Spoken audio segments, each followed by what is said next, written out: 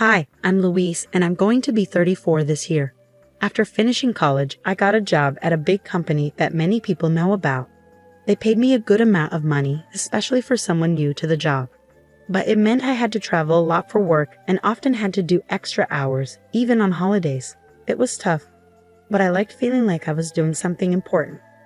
When I was 28, I got promoted to be in charge of a whole department, which was pretty cool, especially since it's not common for women to move up that quickly.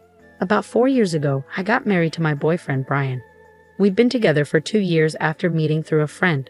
I wasn't really thinking about getting into a relationship, but my friend thought it was a good idea to introduce us. I never really imagined myself getting married or having kids, but Brian was really keen on it.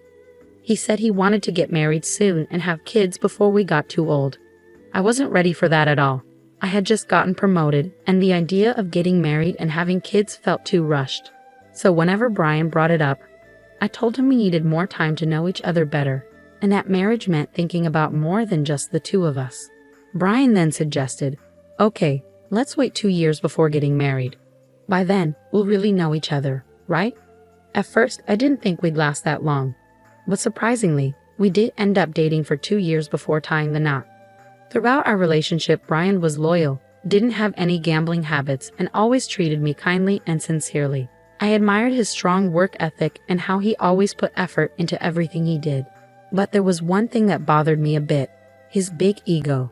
Whenever someone at work, especially a senior, pointed out his mistakes, he'd come home ranting about how he didn't need to be told what to do and that he always thought his way was the best.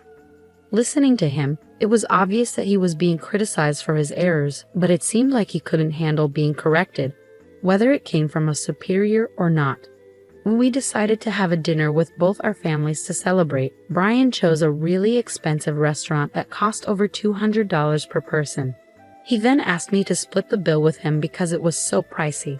I suggested going somewhere cheaper, but Brian insisted, saying it was important to make a good impression. I felt frustrated because it seemed like he was worried people would think he was cheap if we went somewhere less fancy. I thought to myself, if he's worried about that, he should pay for it all himself. But Brian explained that his salary couldn't cover the whole bill for 8 people, maybe just 3 at most. So he asked me to cover the remaining 5, meaning I had to pay more than half. It didn't seem fair to me, especially since we were both bringing 4 people from each of our families, totaling 8. Brian wanted us to go to a restaurant that's expensive, but he couldn't even cover his own family's part of the bill. I wasn't happy when Brian suggested the expensive dinner plan, and I was even more confused when he announced to everyone at the dinner that he would pay for everything. Although I had doubts, everyone seemed pleased, so I decided to go along with it and let him take charge. But looking back, I think I might have made a mistake. I regret not reconsidering my marriage to Brian, who was so full of himself. After we got married, his behavior towards me changed completely. He started talking down to me all the time. Before we tied the knot, he promised to help with household chores since I was busy with work. But once we were married, he said things like, "What will people think if they see a man doing laundry? That's a woman's job. I work hard outside, so I deserve to relax at home." He never lifted a finger to help, no matter how busy I was. His attitude annoyed me, but I could handle doing the housework. What really bothered me was that Brian was sending all his money to his parents. Even though they were farmers and struggling to make ends meet, it seemed like Brian was their sole financial support.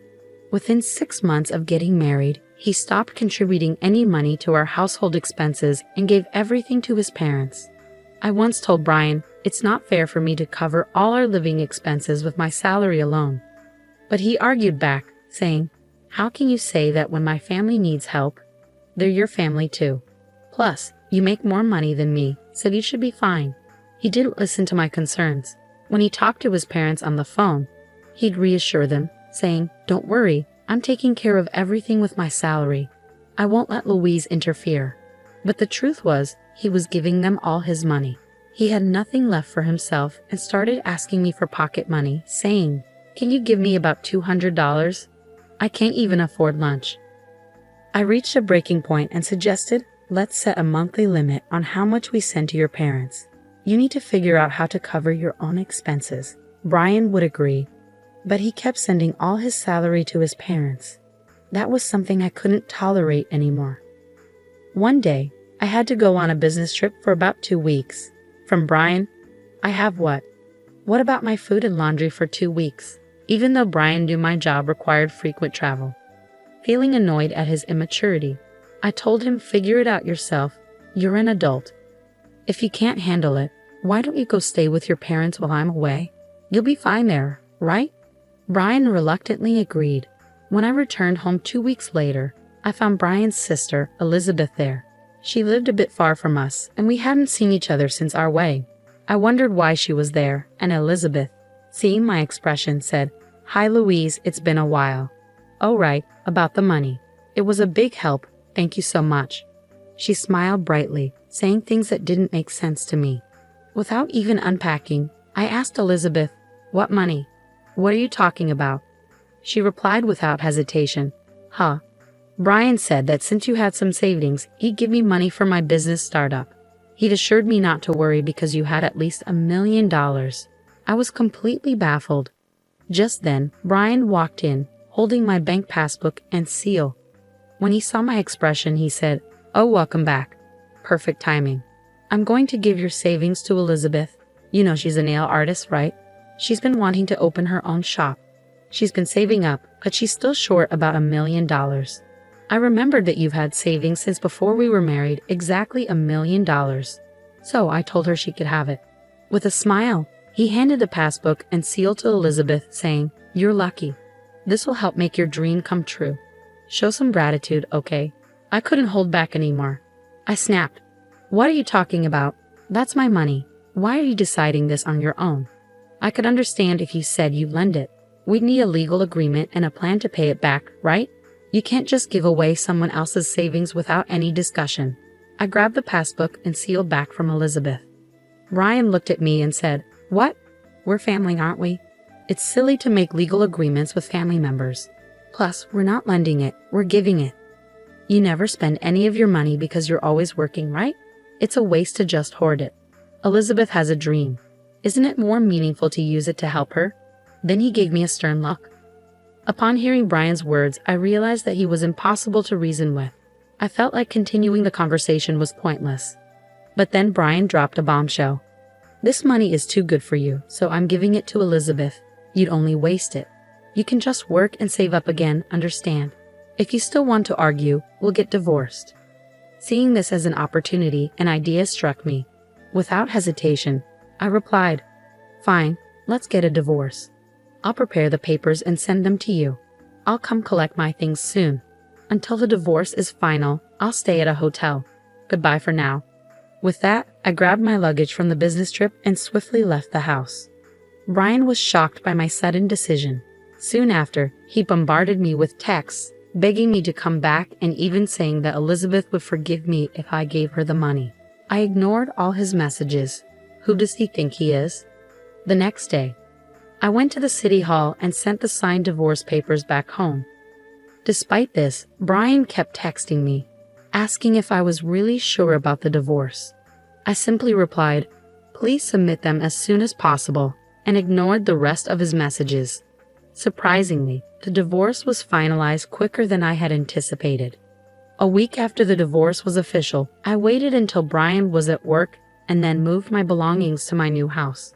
In his texts about the divorce papers, Brian had been rude, calling me names and saying we were now strangers. So I decided not to take most of the furniture and appliances from our old home.